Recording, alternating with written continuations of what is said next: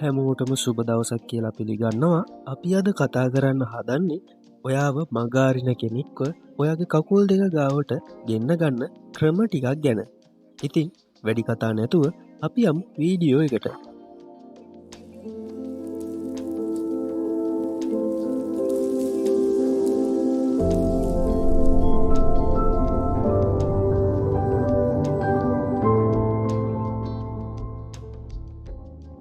කෙනෙක් ඔබව මගහරින්න පටන් ගත්තාම බොහෝ දෙනා කරන වැරද්ද තමයි තව තවත් පස්සෙන් යන එක. ඉතිං අන්න ඒ වගේ තව තවත් පස්සේ යන්නේ නැතුව මනෝවිද්‍යාත්මකව අපි ඒ මගහරින කෙනාව අපේ කකුල් දෙක ගාවට ගෙන්න ගන්න ක්‍රම ටිකක් මං අද ඔයාලට කියලා දෙනවා. ඉතිං පළවෙනි කාරණාව තමයි පසුපස යාම ටික කාලයකට නවත්වන එක. ඔබ නිතරම මැසේජ් කරනවා නම් කෝල් කරනවා නම් ඔහුට හෝ ඇයට ඔබ සැමවිටම ලැබෙන කෙනෙක් වගේ දැනෙන්න පුළුවන්. උදාහරණයක් විදිහට ඇයි රිප්ලයි කරන්නේ නැත්තේ? මම මොකක්කරි වැරැද්දක් කරාද?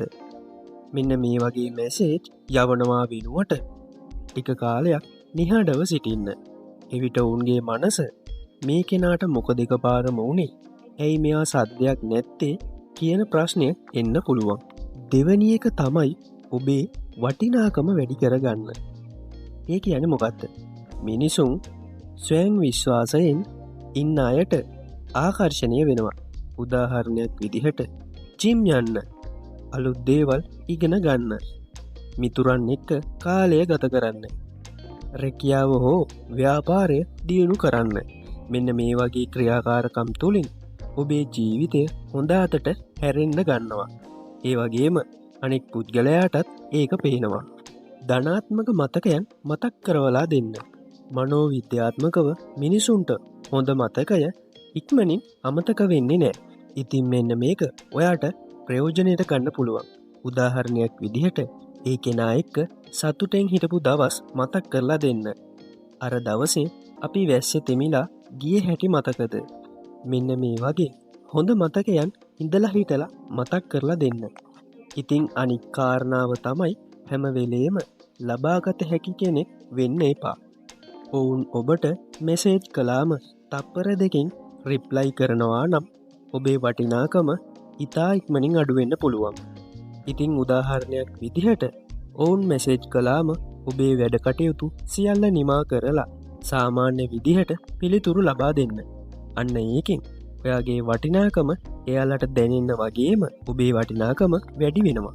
ඊළඟ කාරණාව තමයි තරහ නොගෙන කතා කරන්න.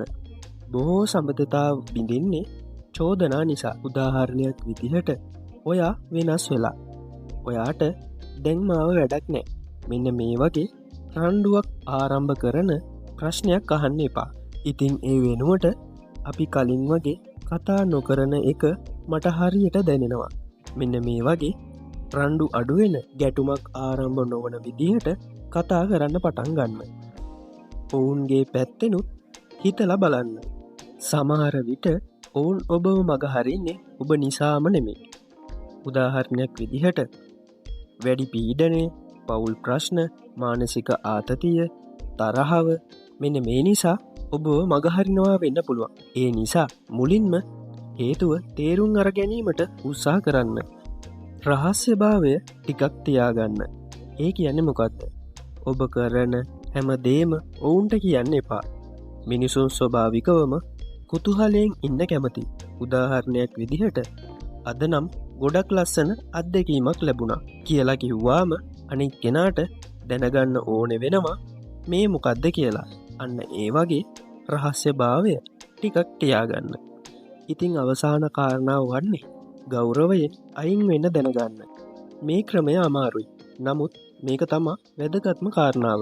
ඔබගේ සියලු උත්සාහයන් අසාර්ථක වූවායින් පසුව ඔවුන් එක්ක රණ්ඩු සරුවල් කරන්න එපා. ඒ වෙනුවට ඒ තීරණයට ගෞරව කරන්න. මනෝවිද්‍යාවේ සංකල්පයට අනුව මිනිසුන්ට තමන්ගේ නිදහස අහිමි වෙනවා වගේ දැනුනොත් තව තවත් ඈත් වෙන්න පුළුවන්.